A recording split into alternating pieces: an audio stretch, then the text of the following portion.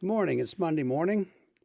We're reading Luke 5:17 through 26. On one of those days, as he was teaching, Pharisees and teachers of the law were sitting there, who had come from every village of Galilee and Judea and from Jerusalem. And the power of the Lord was with him to heal. And behold, some men were bringing on a bed a man who was paralyzed. And they were seeking to bring him in and lay him before Jesus, but finding no way to bring him in because of the crowd, they went up on the roof and let him down with his bed through the tiles into the midst before Jesus. And when he saw their faith, he said, "Man, your sins are forgiven you." And the scribes and the Pharisees began to question, saying, "Who is this who speaks blasphemies? Who can forgive sins but God alone?" When Jesus perceived their thoughts, he answered them, "Why do you question in your hearts? Which is easier to say, 'Your sins are forgiven you,' or to say, 'Rise and walk'? But that you may know that the Son of Man has authority on earth to forgive sins," he said to the man who was paralyzed, "I say to you, rise, pick up your bed, and go home."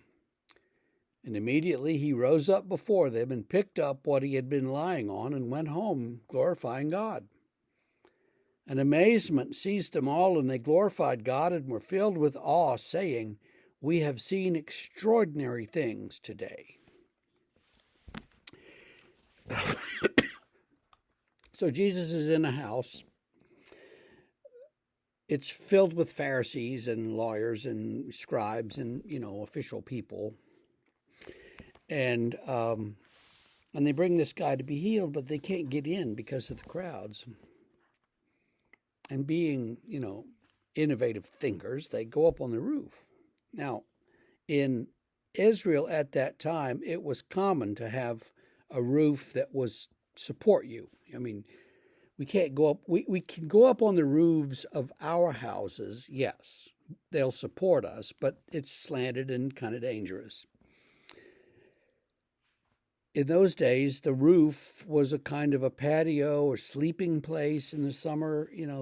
They hung out on the roof sometimes. And so they go up on the roof and clear out some of the roofing material, it says tiles, and they may have been some sort of tile roof system, but often it was like branches and stuff. Anyway, they clear a space and they lower the guy's bed right down in front of Jesus.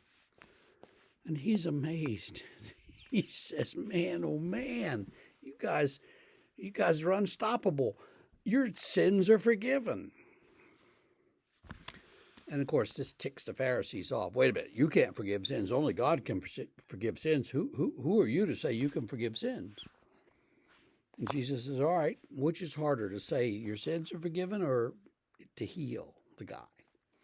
And he tells the guy, "Take up your bed and walk out of here."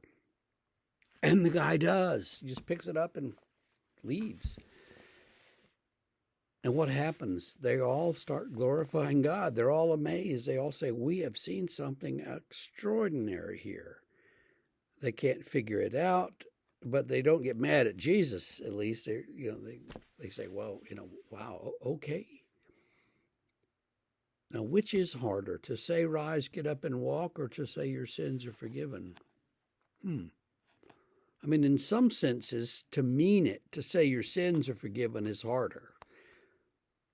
But in the sense in which Jesus is using it, he's like, which is more difficult, to forgive the guy's sins or to heal the guy?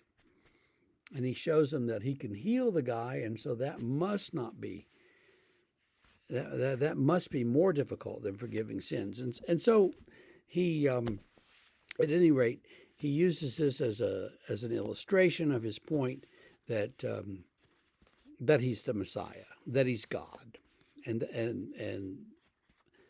they all leave amazed, not angry, and that's a good thing too. So they leave, and the story goes on. Well, what do we learn here? First of all, Jesus is very surprising. You never know what he's going to do. And secondly, we shouldn't be afraid to, figure out a way to get to Jesus and say, help with this problem. If we have to lower something down through the roof, let's do it. But let's get the thing before Jesus. And that sometimes is hard for a variety of reasons. Well, I hope that it's not too hard for you today to bring things to Jesus, and I hope that you have a great day, okay? See you tomorrow.